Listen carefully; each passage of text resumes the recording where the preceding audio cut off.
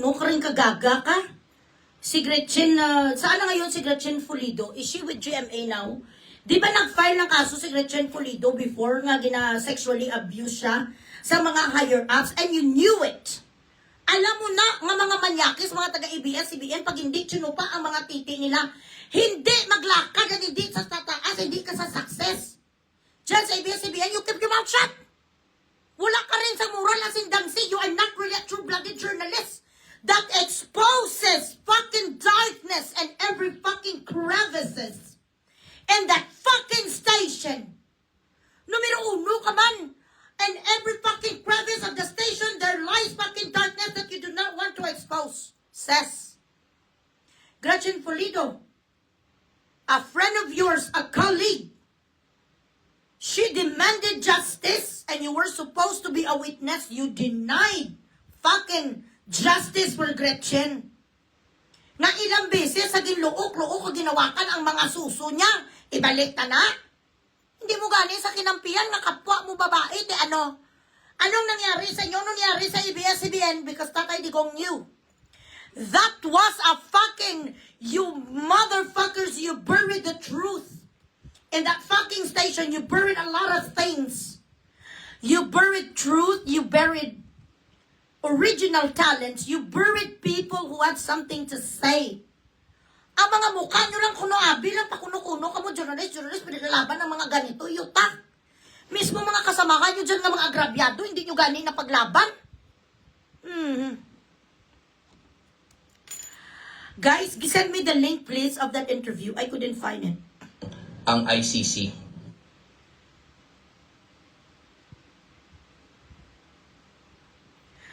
Hello, Mami Abet. Balikan ta kami, haga live lang ko.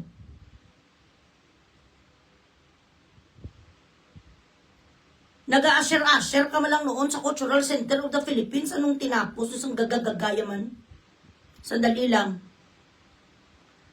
One News.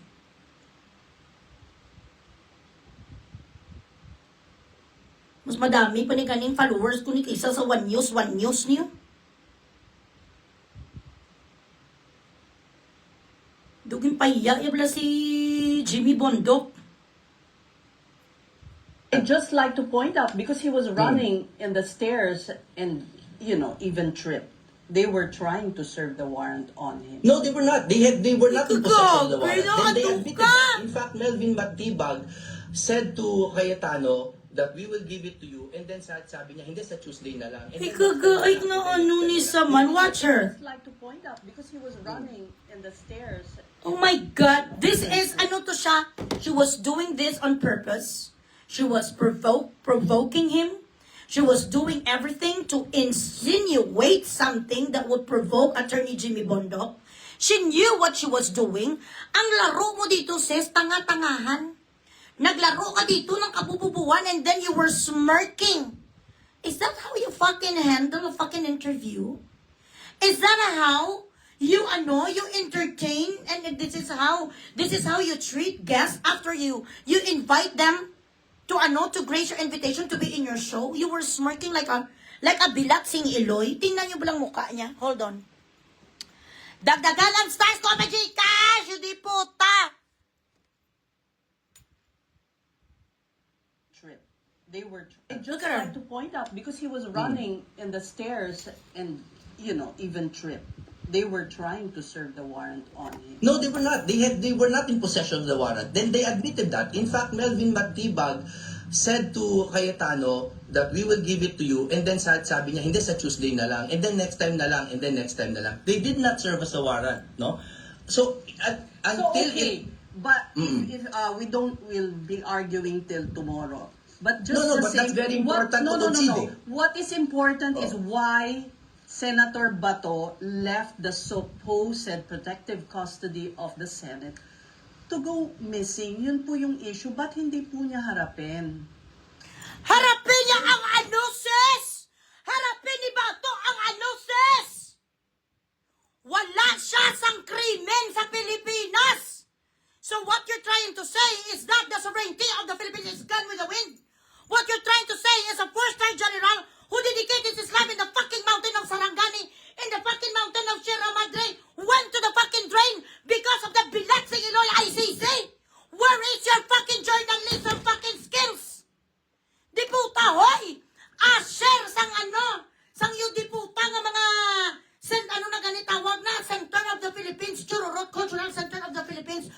were just but an usher of the cultural center of the Philippines, and now, you arrogant piece of shit!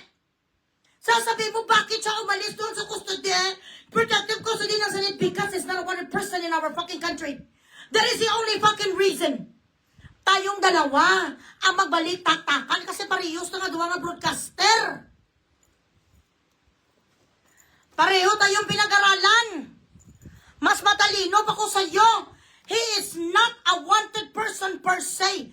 Per the judges of Supreme Courts and all of the fucking luminaries of law. Ito ang sinabi nila, sis. Did anyone tell you that? You're just fucking going with it because out of spite. Because you've lost your job. Because you were retrenched. Because of the redundancy of ABS-CBN. That you lost millions of fucking salary. When Tatay Digong took fucking... Ano kay mo man? You were supposed to listen to what he had to say. That was not a fucking debate class. That was not fucking debate team, Jimmy Bondoc versus you. Did you invite him for a rebuttal speech? Was he in court? Why were you arguing with him? It was an interview. Kabastos ka! Itong masasabi ko sa mga DDS, isa pa bala. Pag may nakita ko sa inyo, magpa-interview kayo sa mga alpot, ne? Pag may nakita ko sa inyo, ha? Bibigyan nyo ng tsansa ni ang mga bigaon nga taga-mainstream media. Ako ang kaaway nyo. Bogresin ko rin kayo dito. Yung di puta, alam nyo naman nga mga baya sa ang mga alpot. Doon kayo sa SMNI. Doon kayo sa mga alam nyo na hindi kayo bastusin. Did you see the smirk on her face? She did not want a fucking interview. Ang gusto niya mangyari, pahiyain ka, Attorney Jimmy Bondoc. Ang gwapo mo pa naman. Ang magaling kang singer, let me be the one. Bilatsing Iloy. Let me be the one to break it up so you don't have to make excuses. Sa laki ng tahan mo na lang siya. Why did he have to live? Why did he have to leave the supposed custodial protection of the Senate? And then he's gone. Why can he just face it? I-face mo ulit ang nabusayap, dipot. Sis! I-face mo ulit ang nabusayap, Bilatsing Iloy nga nagpatuwad sa'yo doon sa kaharian, sa kagubatan. I-face mo ulit ang mga kidnappers mo nga naglukit sang ingron mo ng 10 araw. I-face mo ulit yung mga tao na bumugre sa'yo, Bilatsing Iloy, ginpasa-pasahan ka nga daw baboy. I-face mo kaya ulit yung trauma mo kagang nightmare mo and fucking go back to us and tell us what you felt. Only then we could convince Senator Bato, go ahead and make my day. Senator Bato, go to fucking ICC because yes, the law says it's okay.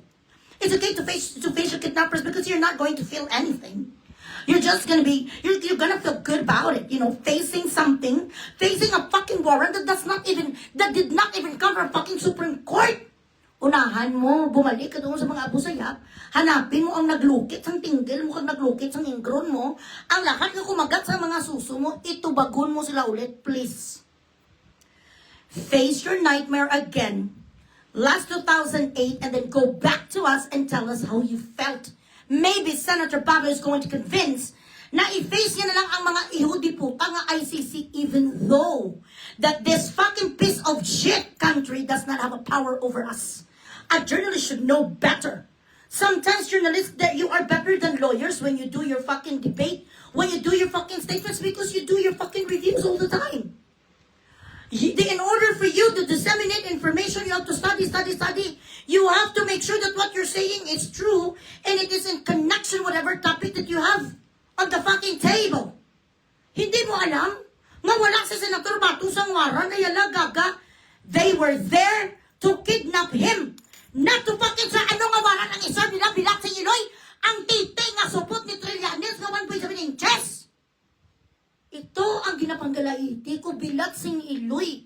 Kasi alam naman nilang katotohanan but they refuse to face the truth out of sight. They'd rather look stupid. They'd rather look motherfuckers in front of many people, millions of Filipino people, lose their fucking honor and dignity just for them to have this fucking vindictive face. This fucking arrogant a little bit of revenge to Tatay Digong. Kay Kingkwanan, sila sang diputa nga ABS-CBN, you do not care about fucking information and news. This is about you being vindictive. Ang makabalo, sabla. Yun ang ginawa mo, you are a fucking waste, or you are a scum of the earth.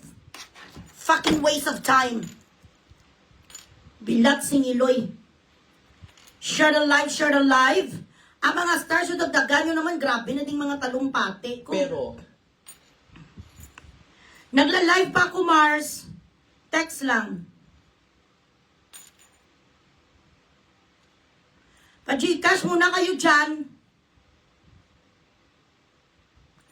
Share ka lang sa sa Cultural Center of the Philippines. Hindi po ka, mabuti nga ngayon, nag-journalist ka na.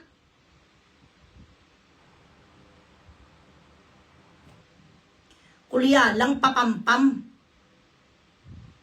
Saan na yun man? Wait. Mga yudiputa, one news ng mga pipitsugin bilang silo'y 1.4 million. Yuck! This is not fair, sis. You know, you just degraded yourself to a T, and it was not not only asinine, it was abysmal. serve as the warrant. Yun yung tanong po, yun yung in the end the most important question. He showed I think up to vote, to unseat, to cast his vote for Senator Alan Peter Cayetano as president, who was behind our withdrawal from the Rome Statute. He was foreign secretary then, correct?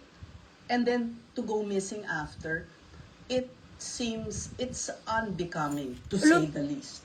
Hello? A little correction, it was the president, of course, President Duterte was Of the course, chief sir, architect. pero Ngayon, pagdating po but we kay thank you Senator for your Bato, time. I'm sorry, we do one final explanation na lang po kung pwedeng. Wala mo sa ginapa-explain gani, Albot. Ikaw lang naman salita ng salita. Sa sunod, Attorney Jimmy Bondok, dapat babae sa babae ang nagalaban. Putay sa putay ang maglalaban. Ang ganito niya kahina magsalita. Ang ganitong boses niya, she could not even build skills inside her head in a fucking sliver of a second. Yung di puta ng pasuhon ko rin sa debatianay. Ang ganitong klase masalita, very say the least. Because the study of the ICC was withdrawn before, and that Alan Cayetano was behind the withdrawal of the status of the cheated. And that was so unbecoming, to say the least. Mga ganito, ang mga mababagal magsalita, bilat si Iloy! Hindi ka sa akin yung di puta makatake ng 1, 2, 3. Hindi ka sa akin maka-inilit silses. Pag ako ang nakakantong galing mo sa debate, mamatay ka sa akin, maamu-amu ka lang sa akin nga daw tilapia. I am encouraging my kapwa vloggeries and influencers to have a debate with this bilatsing Iloy not social media, mainstream media people. Take your pick. Let's fucking debate about this fucking warrants ang lintik na ICC na to. Let's have a debate. Whoever wants to join, magkuha tayo sa moderator, and let's have a fucking debate. Let's rock and roll to the world. Ang ganito yung kahinay magsalita sa kanya nga doon ang putaya nga ba na. I'll say the least. Peter Cayetano was the one behind the withdrawal of ICC. It was so unbecoming, to say the least. Mga ganitong salita sa akin ang bilat singilo, hindi ka sa akong kalusot. Kahit pag gina-asthmatic ka, hindi ka kalusot sa akin. Tandaan mo na, ma'am. Gagagagabastos. And the most important question. Meron pa siya Showed up to question. vote, to unseat, to vote, to cast his vote for Senator Alan Peter Cayetano. What did you expect Senator Bato to do in the Senate? If not casting his vote for Peter Alan Cayetano. What did you expect him to do? Maglalaro ng tong-its? Or maghabol-habulan? Ano ba sa tingin mo ang rason kung bakit pumunta si Senator Bato sa Senado? Alam nga naman, si Senator Bato magjajakol doon. Bilatsing Iloy. Nagpakita siya para ma-open ng bagong Senate President ang Blue Ribbon Committee so that the dignity and the honor of Senate will again be back on the fucking limelight because Pinky Lacson refuses to tackle the whole story or literature of the flood control, says Trilon. That is the most important question. Hambal sang alpot. Nadugay hinay-hinay ang yuti po, Papa Finger. Okay, wait. Alan Peter Cayetano as president, who was behind our withdrawal from the Rome Statute. Don't you wanna withdraw from the Rome Statute? Do you wanna be under the power of some fucking foreign country? Don't you wanna exercise our own judicial system? Why the fuck do you want to be under the Rome Statute? Ay, Diyos ko, day. Foreign Secretary then, correct? So, And then to go missing after, it seems it's unbecoming. To why say. is it unbecoming? If I was Jimmy Bondoc, Attorney Jimmy Bondoc, I would tell her, define unbecoming. In what sense? That person was avoiding kidnapping, just like what they did to Tari Digong. He was protecting himself.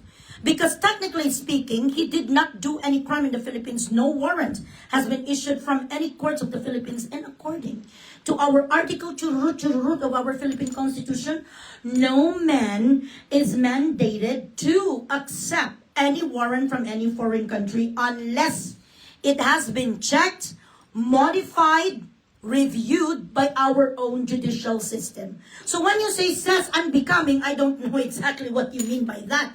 Unbecoming what? Protecting himself? If you were in his shoe, what have you done? Were you willing to go to ICC and be jailed there for I don't know what, God, until thy kingdom comes? 10 days ka nga lang sa Abu Sayyaf, beauty puta, nangayak ang pikpik mo. How much more kung mag-ilang taon ka doon, baka paglabas mo doon, kalabira ka na?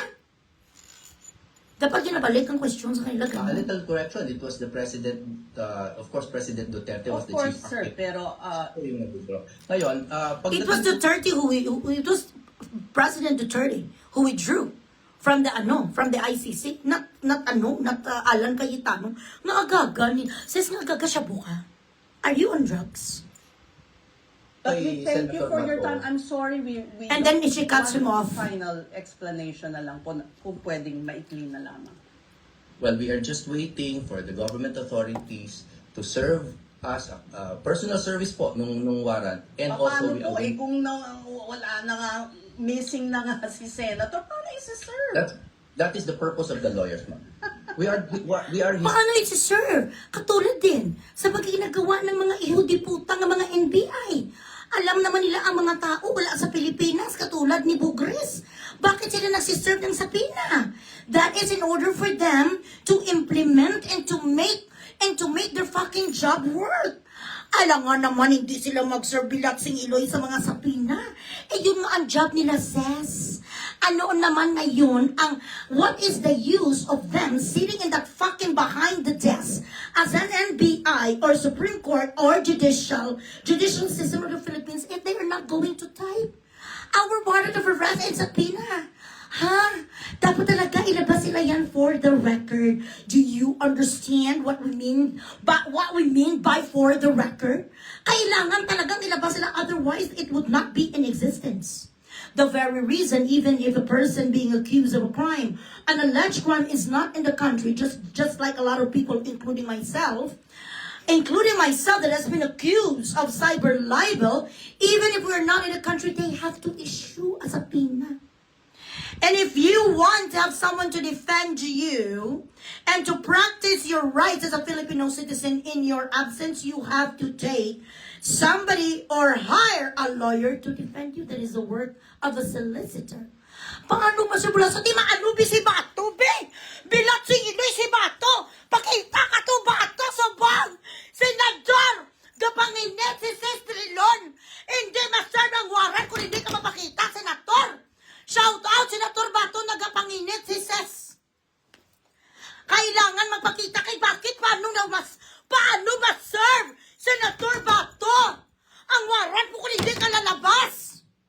Nagagalit si Sis. Hindi pwede nga siya lang ang makidnap. Hindi pwede. Senator Bato, si Sis ang naging kidnap. Pakidnap ka man. Para amanos. Nagagalit ang babaeng ipasapasahan sang Abu Sayyaf na siya lang ang gikidnap, papakidnap ka rin. Senator Bato, napakidnap sa gani. Bakit hindi ka pakidnap? Paano nga? Maser, ang waran ipakita, di puta may waran ka mapakita, kung di ka lang. Bibilot sing Eloy. Are you dumb or are you dumb? Everyone that is connected to Tati Digong is being targeted by the administration. And they are not going to just serve a warrant. They are going to ruin his life. Panfilo Lacson moved out of the fucking country for almost 2 years. Gallivanted in fucking Europe and North America. Central America, he evaded the law because he was accused of murdering the Ser. So many people run out from the fucking Philippines. Si Ping Lacson isa nga ka-example. Why did he do that? Because he could not defend himself properly. He was targeted by the fucking government. He was told by Estrada, go fuck yourself for now.